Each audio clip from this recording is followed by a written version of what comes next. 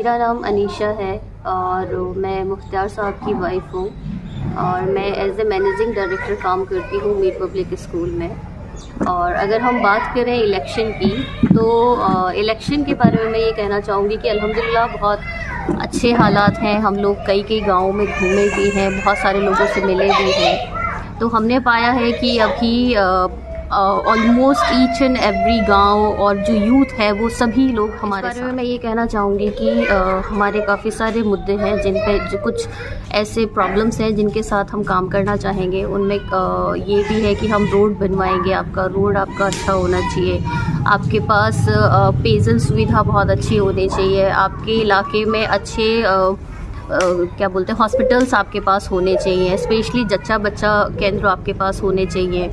उसके अलावा हम एजुकेशन पे काम करेंगे क्योंकि हमें ये लगता है कि एजुकेशन ही एक ऐसी चीज़ है जिससे हम सारे मसले मसाइल्स को दूर कर सकते हैं अगर हमने अपने कौम को पढ़ा दिया तो। देखिए, मैं बताना चाहूँगी कि मैं अलवर से बिलोंग करती हूँ। मेरे फादर का नाम है मिस्टर नूर मोहम्मद।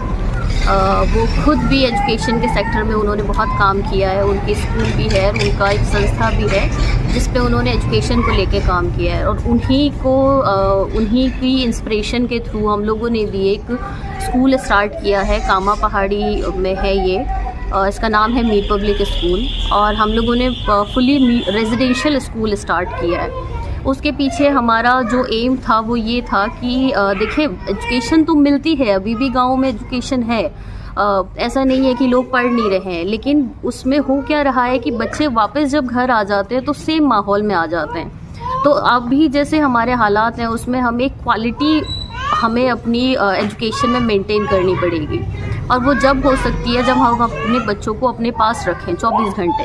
हम जैसा उन्हें बनाना चाहते हैं उस माहौल को हमें उन्हें देना पड़ेगा। इसी को मद्देनज़र रखे हम लोगों ने मीर पब्लिक स्कूल स्टार्ट किए। देखिए, जैसा मैं पहले भी बता चुकी हूँ अभी थोड़ी देर पहले भी कि मेन मुद्दे वही है कि आपके यहाँ पे बेसिक चीज़ें नहीं हैं। आपके यहाँ पे बेसिक वाटर फैसिलिटी नहीं है, सिंचाई की सुविधा नहीं है, छोटे छोटे किसान हैं तो उनको लोन की सुविधाएं नहीं है। उन सब पे हम लोग काम करेंगे, सिंचाई की सुविधाओं पे हम लोग काम करेंगे, हॉस्पिटल्स हम लोग बनवाएंगे।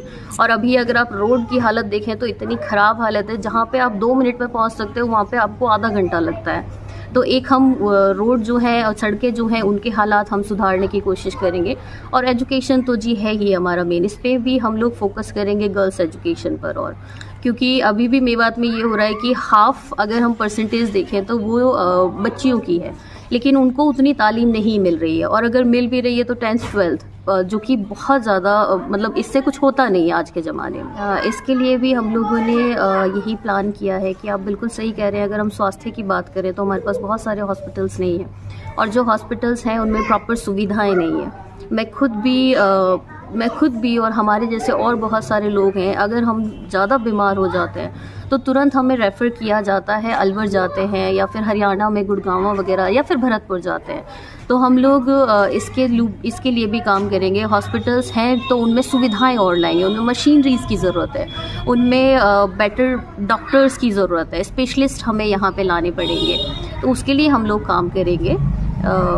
यही बस हमारा मिशन है। तो मैं आप सभी से ये कहना चाहूँगी कि आप हम पे भरोसा करें। आपने बहुत सारे लोगों पे ट्रस्ट करा है और अपना बहुत ही कीमती वोट उनको दिया है। इस साल मैं आप सबसे रिक्वेस्ट करना चाहूँगी, हाथ जोड़ के मैं आप सबसे रिक्वेस्ट करूँगी कि इस बार आप हम पर भरोसा करें और आपको हम यकीन दिलाते हैं कि अगले 5 साल आपको ये महसूस नहीं होगा कि आपने गलत लोगों को ये बागडोर संभालने के लिए दे दी है। हम पूरे 5 साल इतना चेंज कर देंगे कामा की चीज़ों को, दशा और दिशा बदल देंगे हम इस कामा की।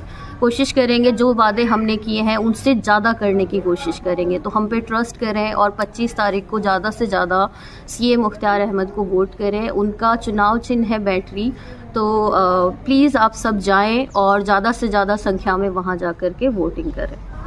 इसके लिए मैं ये कहना चाहूँगी कि देखें, आप सब ने देखी है, बहुत सारे लोग कह रहे हैं कि जी हरियाणा की भीड़ है, बहुत सारे लोग कह रहे हैं जी बीजेपी से कनेक्टेड है।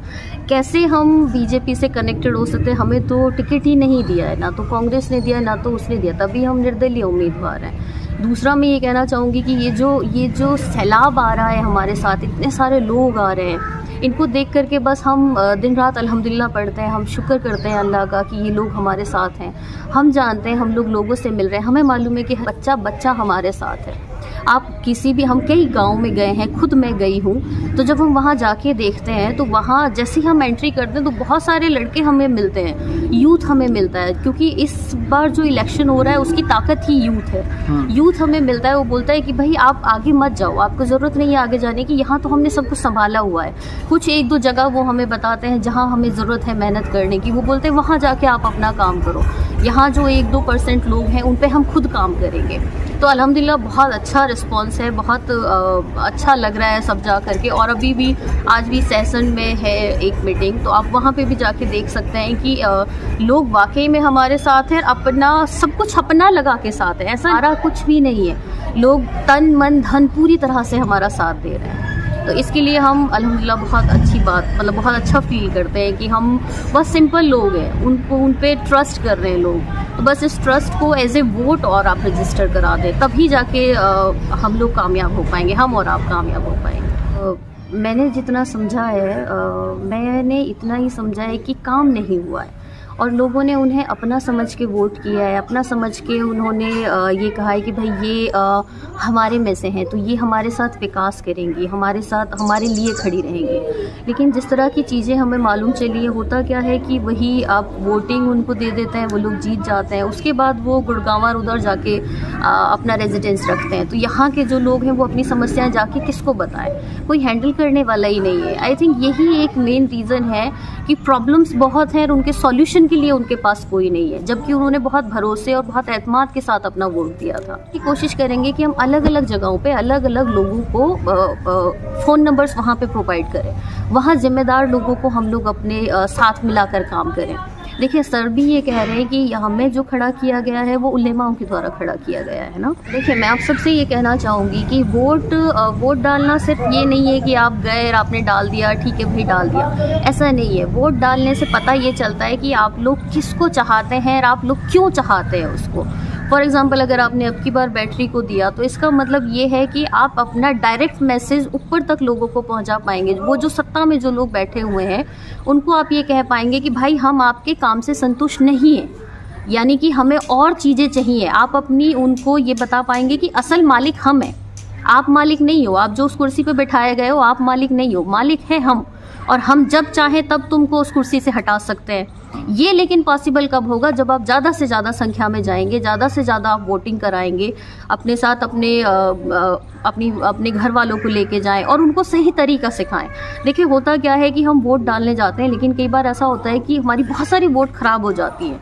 क्यों? क्योंकि उनको वो तरीका नहीं आता है। कोशिश तो हम भी कर रहे हैं, हम लोग गांव-गांव जा रहे हैं, हम लोग लोगों से मिल रहे हैं। तो और मैं अब सभी उन यूथ से अपील करना चाहूँगी जो गांव-गांव में हमारी हेल्प कर रहे हैं, जो हमारा बाजू बन के खड़े हुए हैं, उन सभी से मैं कहना चाहूँगी कि आप ज़्यादा से ज़्यादा संख्या में अपने आसपास और अपने गाँव के लोगों को वोटिंग करवाने के लिए ज़रूर लेके जाएँ।